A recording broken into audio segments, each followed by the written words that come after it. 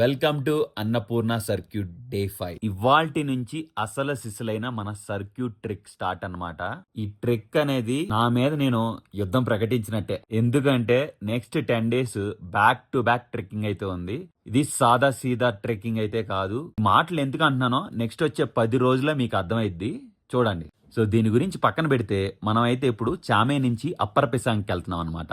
ఈ 14 కిలోమీటర్ల వాక్ వచ్చి దగ్గరగా 4 గంటలైతే వాక్ చేయాలి. ఇక్కడ విజువల్స్ చూస్తేనే మీకు అర్థమైపోద్ది దారి పొడుగున ఎలా ఉంటాయో సీనిక్ ప్లేసెస్ అని. ఈ 4 గంటలు నాకేదో 40 గంటలతో సమానంగా అనిపించింది. దారి పొడుగున ఎవరో ఒకళ్ళు పరిచయం అవుతున్నారు.